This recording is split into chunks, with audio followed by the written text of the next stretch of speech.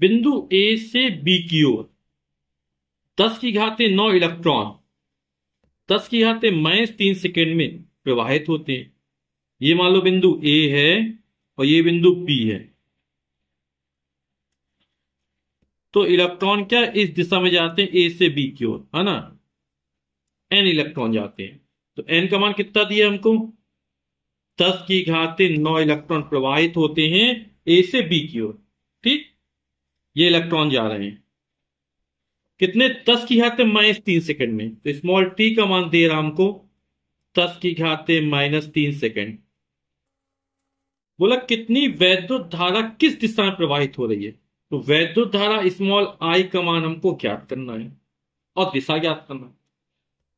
Electron जिस दिशा में, electron पे कैसा ऋण आवेश होता है, तो इलेक्ट्रॉन या ऋण आवेश जिस दिशा में प्रवाहित होते हैं वैद्युत धारा हमेशा उनके विपरीत दिशा में बहती है।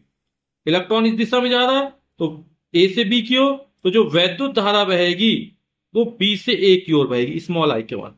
ठीक, वैद्युत धारा कहां बहेगी, इलेक्ट्रॉन की गति की दिशा के विपरीत दिशा में, या ऋण आवेश की गति की दिशा के विपरीत दिशा में। ठीक, तो वैद्युत धारा किस दिशा में बहेगी, बी से ए की ओर। चूंकि इलेक्ट्रॉन ए से बी की ओर जा रहा है अतः वैद्युत धारा इसकी दिशा के विपरीत दिशा में प्रवाहित होगी। ठीक, तो वैद्युत धारा की दिशा क्या हो जाएगी, बी से ए की ओर। आई का मान हम ज्ञात कर लेते हैं। तो आवेश प्रवाहन की समय दर को वैद्युत धारा कहते हैं। आई बराबर हो जाए Q/T। आप लोग जानते हैं Q बराबर N/E/T। ठीक, तो मान रख देते हैं। N का मान 10⁻9 है। एक इलेक्ट्रॉन पर आवेश 1.6 × 10⁻⁻19 कूलम का ऋण आवेश होता है। T का मान 10⁻³ है ना।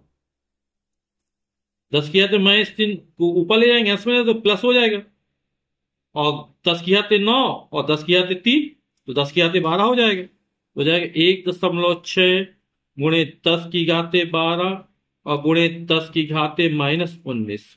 तो कितना हो जाएगा, 1.6 × 10⁻, आधा समान गुणा हो रहा तो 12 और प्लस -19, तो कितना हो जाएगा, 12 में 19 जाएगा तो माइनस का 7 बचा रहेगा।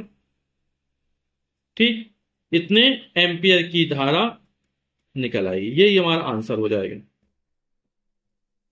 ठीक, और दिशा क्या हो जाएगी, वैद्युत धारा प्रवाहन की बी से ए की ओर।